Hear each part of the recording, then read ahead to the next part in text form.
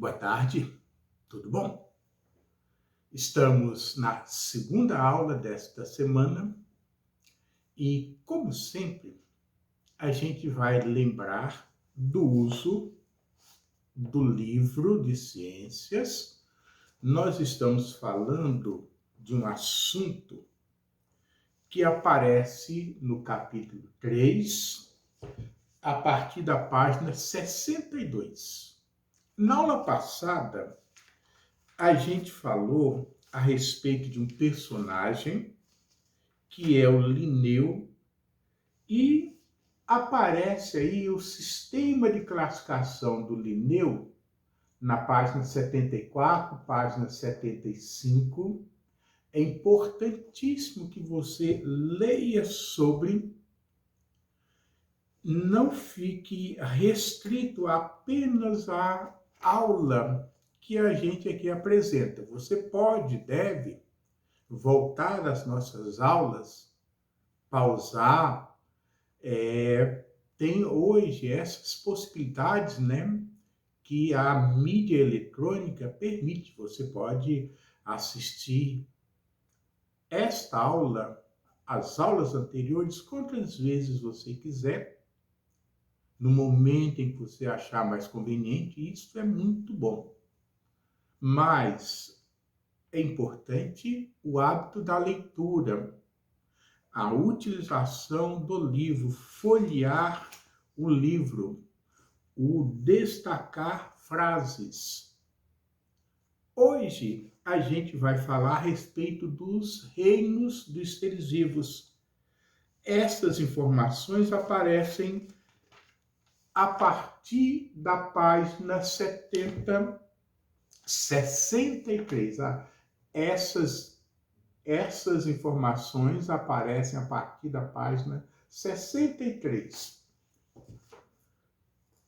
É necessário, da aula anterior, da aula de ontem, relembrar certos conceitos.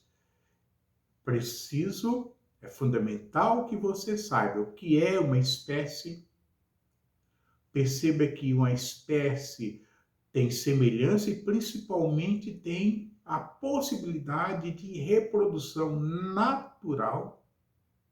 Às vezes, o homem age forçando animais semelhantes, mas que não são da mesma espécie, para reprodução. Mas os descendentes não são férteis.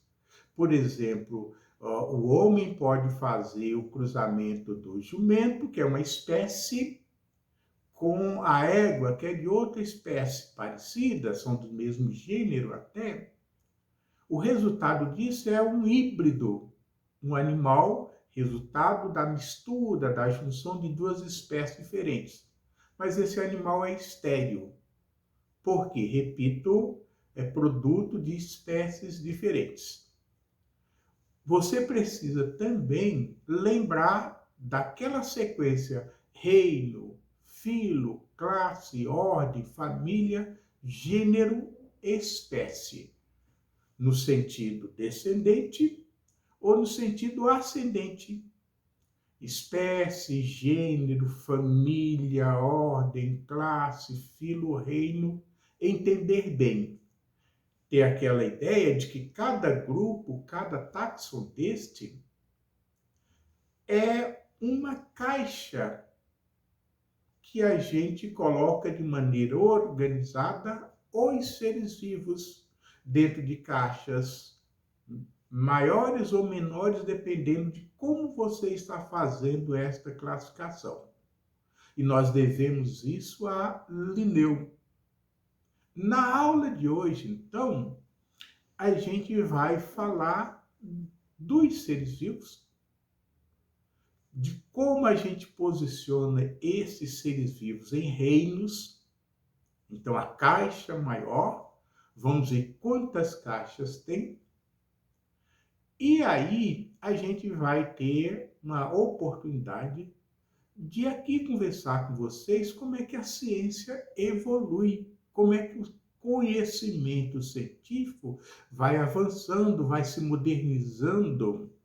E a própria ciência vai se modernizando. A gente vai contar uma história com personagens, com nomes e com descobertas. A gente vai começar com o Linneu. E eu quero, nesta aula, particularmente, dizer que eu vou estar conversando com 3 alunas que aparecem aí nos nossos chats. E a gente vai estar conversando aqui com a Rebeca, tudo bom, Rebeca?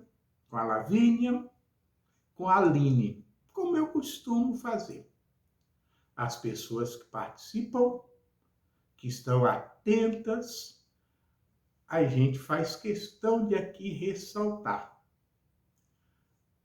Óbvio que não são apenas estas meninas, a Rebeca, a Lavínia e a Aline, que fazem parte desse grupo. Felizmente, nós temos muitas meninas interessadas, participativas, que estão aí colaborando conosco. E meninos também, mas eu estou falando de meninos, meninas, e assim a gente vai ao longo dessas nossas aulas. Então, veja você, Rebeca, a gente vai começar falando do Linneu. Você se lembra que o Linneu, ele propôs, na sua classificação para os seres vivos do reino vegetal e do reino dos animais. Ora, o que é um ser vivo animal, o que é um ser vivo vegetal? Você conhece bastante bem, faz parte da nossa realidade os vegetais e os animais. Os vegetais são imóveis. Você nunca viu, né, Rebeca, uma bananeira, uma samambaia se movimentando por aí. Os vegetais têm uma substância de cor verde, que é a clorofila.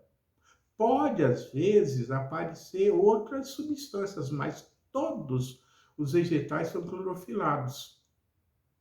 Os vegetais, por conta da clorofila, conseguem produzir seu próprio alimento. São autótrofos, é o termo que a gente aplica. E os vegetais não têm tecidos nervosos. Então, quem são os vegetais? Olha, nós temos vários exemplos. Temos aí o pinheiro, uma samambaia, nós temos as gramíneas ou capins, temos os musgos. Todos esses vegetais, eles têm essas características que eu listei. Essas características de imobilidade, presença de clorofila, fazer fotossíntese, não ter tecido nervoso, são dos vegetais. E os animais, Lavínia? Os animais são geralmente móveis. Pouquíssimos não se movimentam. Os vegetais têm clorofila, os animais não. Se não tem clorofila, eles não conseguem produzir seu próprio alimento. Então, nós falamos que os animais são heterótrofos, dependem de outros seres vivos para se alimentarem. E tem tecido nervoso. E esse tecido nervoso, dependendo do animal, se apresenta muito organizado em um sistema nervoso. Então, olha, fácil reconhecer que a minhoca é um animal, o ouriço do mar.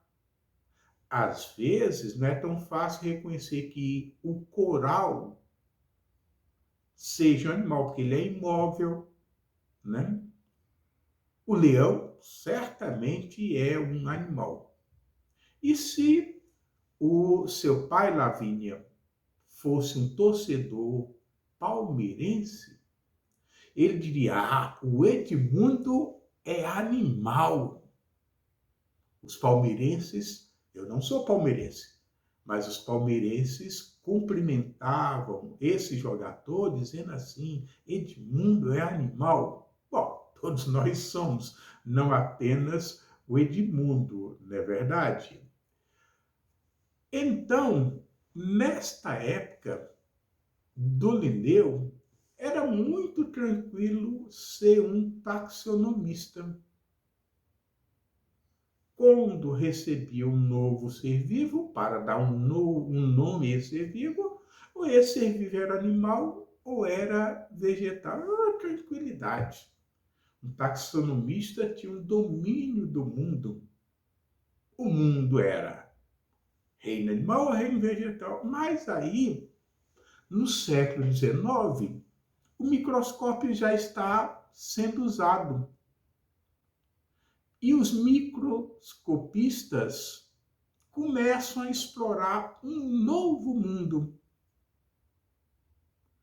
E o mundo dos micróbios começa a revelar surpresas. Dá uma olhada, Aline, nesse ser vivo que aparece se movimentando aí. Observe este ser vivo, as características que ele possui.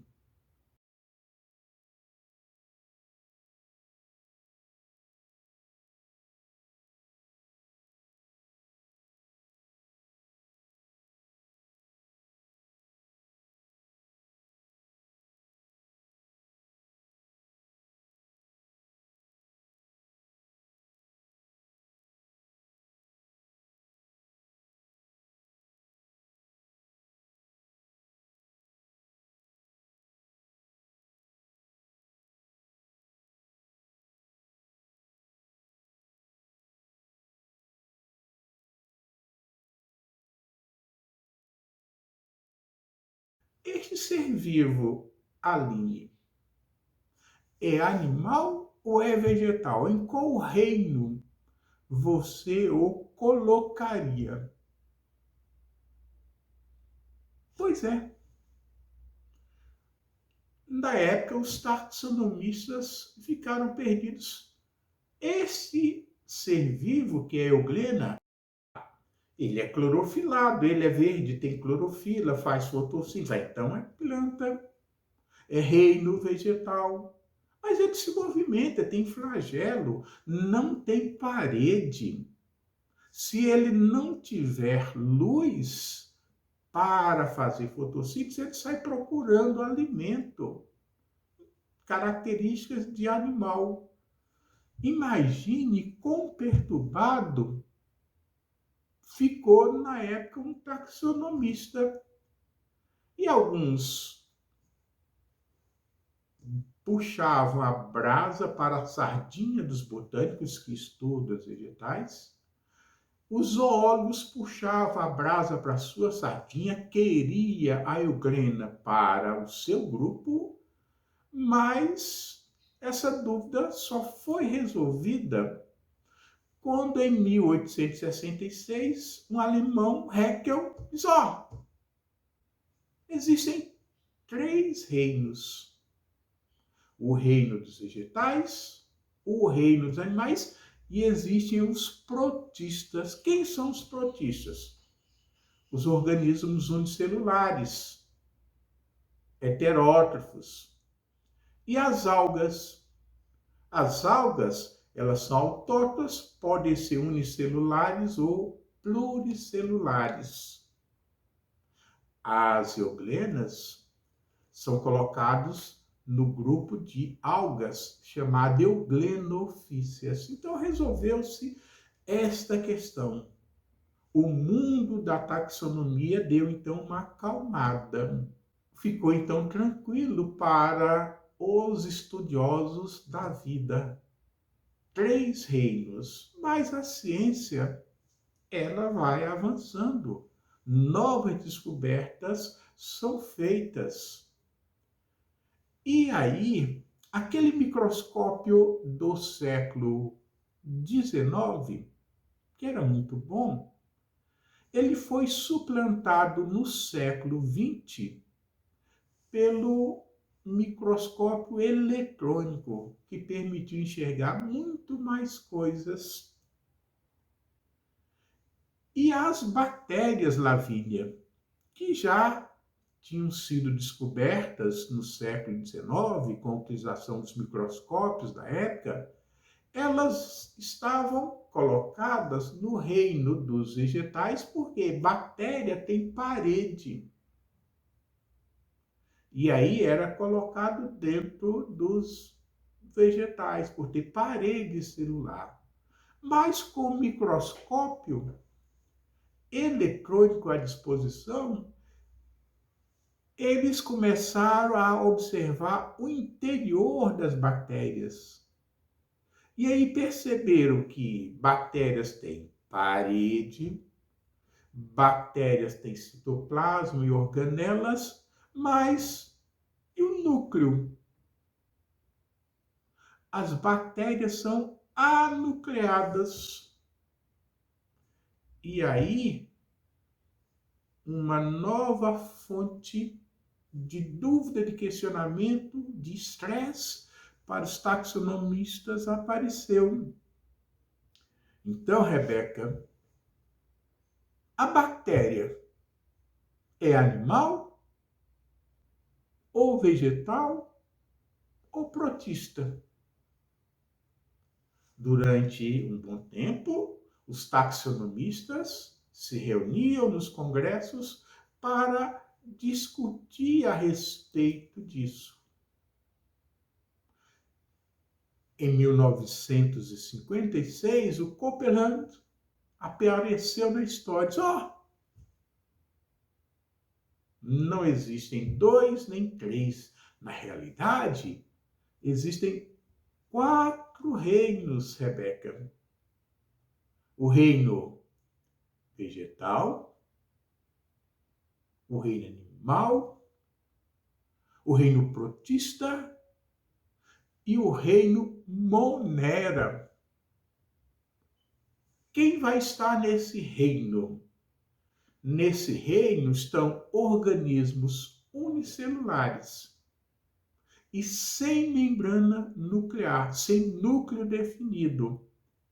O material genético está no citoplasma. É um reino muito antigo, mas com essas coisas parece até ficção científica, né? Esse reino foi descrito, ou pelo menos os seres vivos desse reino foram descritos a partir do século XIX, mas era uma descrição muito vaga, muito imprecisa. Não se sabia tanto quanto no século XX se passou a saber. À medida que o conhecimento a respeito desses seres vivos foi aumentando, a ciência disse, olha, temos coisas novas que precisam ser ajustadas. E esse ajuste foi feito dessa maneira. 4 reinos, o grande reino Monera, invisível a nossos olhos, mas presente em tudo que você pensar. E esse reino, Rebeca, é um reino muito antigo. Os representantes desse reino estão no planeta há pelo menos 2 bilhões de anos. São especialistas na arte da sobrevivência. Tempos depois, apareceram os bioquímicos, pessoas que sabem da organização molecular dos seres vivos. Quando o Linneu e os contemporâneos dele estavam com muita certeza, com muita segurança, dizendo, olha, é um animal, é um vegetal, eles usavam simplesmente a percepção visual. Aquilo que estava ao alcance dos seus olhos. Os olhos eram instrumentos para a determinação do que é o animal, o que é um vegetal. Naquela época, quando Haeckel propôs o terceiro reino dos protistas, aí a visão a olho nu, como nós chamamos, Aline, não é suficiente. O Haeckel precisou de microscópio de luz. Mas o microscópio de luz, ampliando a visão, permitiu caracterizar os protistas. Quando Coperland propôs o quarto reino, aí o homem já tinha instrumento mais avançado. Tinha microscopia eletrônica à disposição. E com a microscopia eletrônica, observando o interior de uma coisa reduzida, que é uma bactéria, de uma coisa inferior a milímetro, de tamanhos menores que milímetro. Esse alcance dado pelo microscópio eletrônico permitiu, então, esse avanço e a necessidade da criação do reino Monera.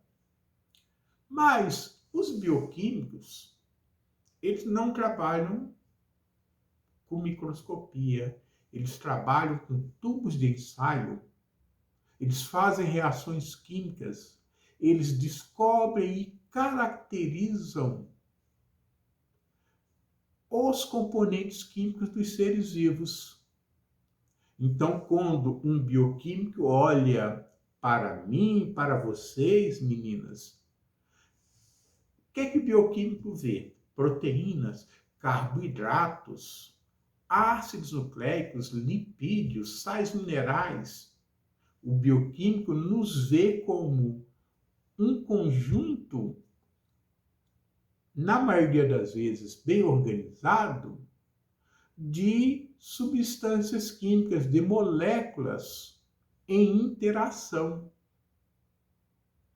E os bioquímicos, em determinado momento, colocaram os seus instrumentos para estudo dos fungos. E aí, o que eles descobriram?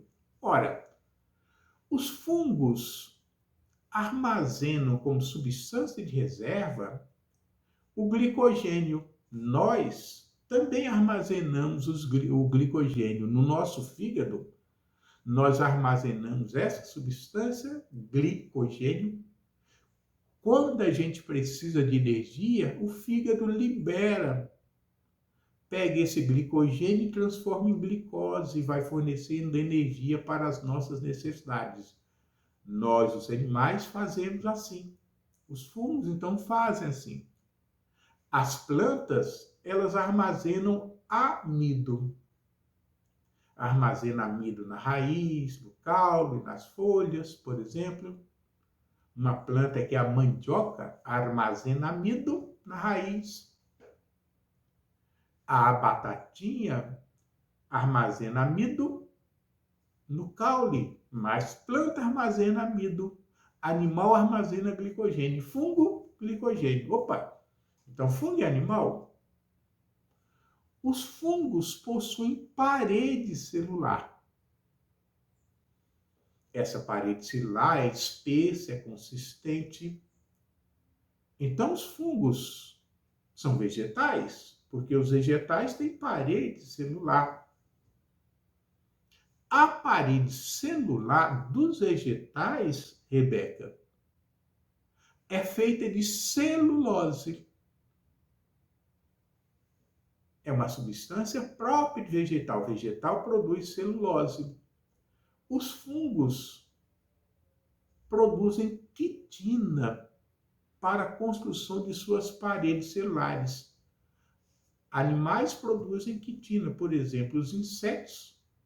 Aquela carapaça do besouro é quitina. Aquela carapaça do camarão é quitina. Quitina produzido por animal. Fungo produz quitina, não produz celulose. Então, fungo é animal? Os fungos são heterótrofos. Os fungos se alimentam às custas de outros seres vivos, como os animais. Vegetais, a gente sabe, vegetal é autótrofo. Os fungos, eles não formam órgãos. A estrutura do corpo desses seres vivos é muito simples. Você pode com facilidade retirar tecidos, células, e esse grupo de células, grupo de tecidos, continua vivo. Isso não acontece com os animais. Os fungos podem ser decompositores, como as bactérias. O fungo, olha só a grande dúvida que os bioquímicos trouxeram. É animal ou vegetal ou protista? Porque bactéria não pode ser. Fungo tem núcleo. Veja como os taxonomistas ficaram, como se diz, lá no interior de Minas, ficaram encafifados. E, durante um bom tempo, essa dúvida ficou. Aí, em 1969, um americano chamado Whittaker diz, olha, existem 5 reinos.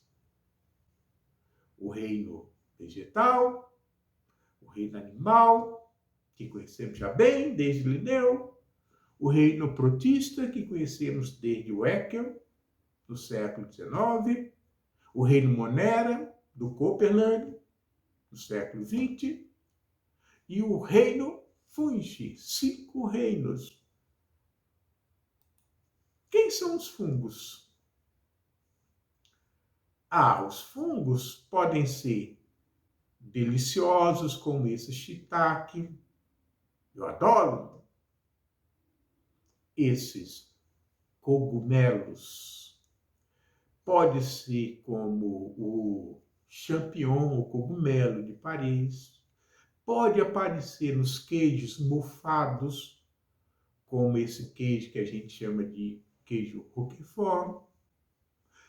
Mas se aparece no pão mofado, no pão embolorado, aí já não é tão bom. Pelo contrário, os fungos, alguns produzem toxinas que causam envenenamento.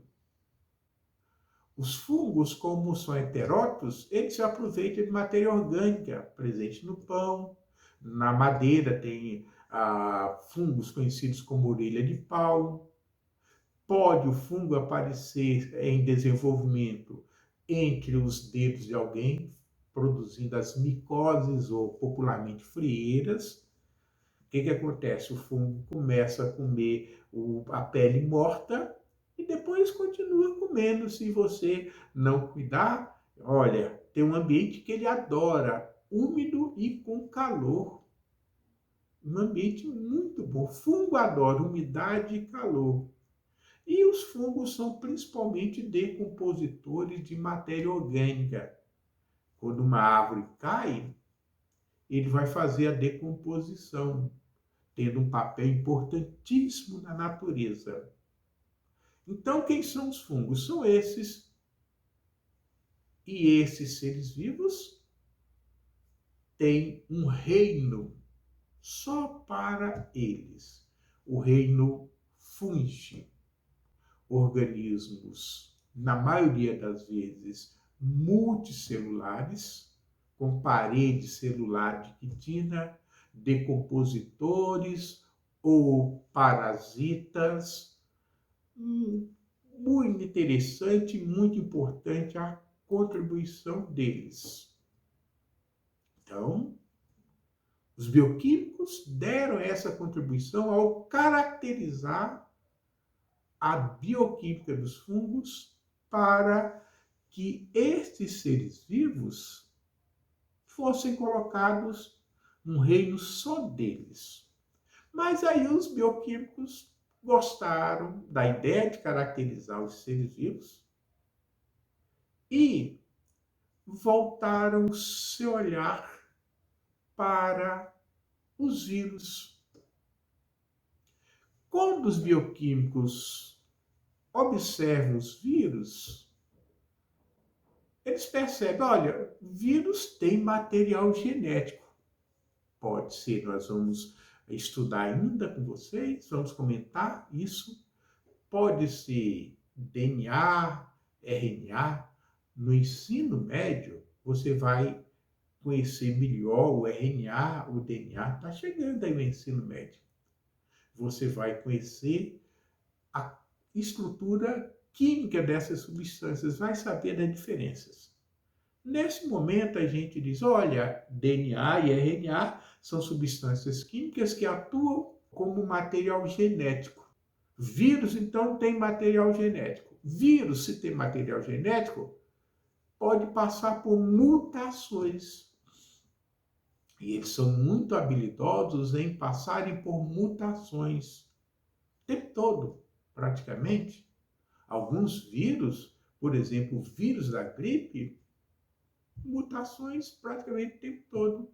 Alguns vírus são mais estáveis. O vírus da varíola, por exemplo, nós vamos ter um tempo para falar de vírus, porque os vírus são, acima de tudo, parasitas, obrigatoriamente parasitas. É um polvo diminuto, microscópico, mas extremamente habilidoso em fazer com que os outros trabalhem para ele. Se os vírus passam por mutações, eles evoluem. Os vírus são capazes de controlarem sua replicação, ou seja, eles conseguem fazer com que alguém, um ser vivo, uma célula, faça cópias dele, vírus. Então, é dessa maneira que ele se reproduz. Ele faz com que uma célula construa réplicas, construa cópias. Nós sabemos que um vírus é um ser vivo, tem material genético, evoluir, passar por mutações. Isso são coisas de seres vivos. Porque houve um determinado momento na história, Rebeca, da ciência, que as pessoas não sabiam, dado certas características dos vírus, isso não é vivo. Mas hoje já está bem acertado, está pacificado que vírus é ser vivo. Mas qual reino ele faz parte? Bom, talvez, Rebeca, talvez, Lavínia, alguém aí do grupo vá um dia se tornar um grande especialista em virologia e vá propor uma taxonomia para os vírus que todo mundo aceite. Já tem alguns estudos, algumas propostas, mas não se universalizou ainda. A ciência é assim. Ela vai crescendo com a contribuição de muitos, com a discussão entre muitos, argumentos, contra-argumentos, e é assim que a coisa é. Então a gente vai avançando, e quando a gente dá nomes, a gente então, ao dar um nome, a gente pegou aquele conhecimento e colocou dentro de uma caixinha. Então, nós colocamos hoje uma caixinha para Monera, temos uma caixinha dos protistas, temos uma caixinha dos animais, outra caixinha para os vegetais. E dentro dessas caixinhas a gente tem outras caixinhas menores, porque nós estamos aqui nesse momento falando dos reinos. Então, na próxima aula, a gente começa a falar de cada um desses 5 reinos. Tchau, até a próxima.